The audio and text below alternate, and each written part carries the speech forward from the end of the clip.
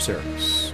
Indeed we do. And this stock set to open a bit lower this morning after Federal Reserve Chair Janet Yellen announced that the Fed would not raise interest rates yesterday afternoon due to concerns about what's going on overseas, particularly in China.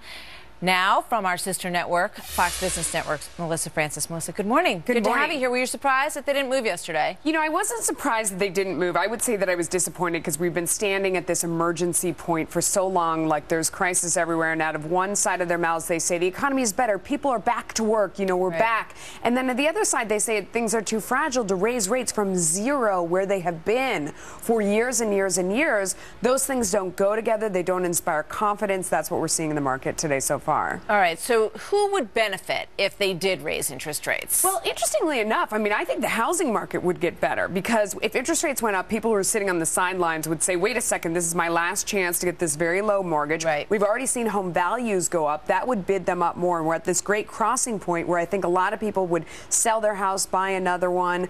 Savers would benefit. Savers have been punished in this country. Borrowers are favored right now. You're encouraging people to take risk with very low interest rates.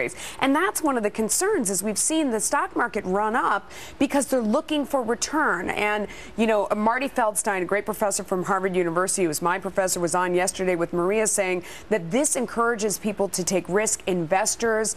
And you don't want to do that for this long period of time because you don't know what problems that's going to cause down the road. But it does point to an uncertainty, it would appear, from the Fed that they have real confidence in this economic recovery. Even though it's been a long expansion, it certainly has been anything but robust. No, it's been a mild expansion. And also, you know, she said some things at the press conference afterwards where if you were able to stay awake, because that thing drags on and is very monotone, it was actually pretty so disturbing. thrilling, these Federal Reserve press conferences. Well, over the Business Channel, I mean, we're watching on the edge of our seats for you, so you don't have to. But she said, But she said that she feels like low rates have put people back to work and have diminished income inequality, and that's factually incorrect. And I found that really startling because that's not an opinion, that's a data point. I mean, income inequality has gone up. Everybody on both sides of the aisle agrees that since the president has been in office, we've seen the 1% get wealthier, mostly because the Federal Reserve is pumping up the stock market.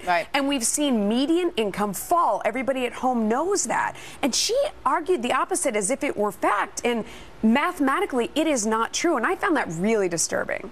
Yeah, well, we'll see if she gets called on it in one of those many interviews. Yeah, right.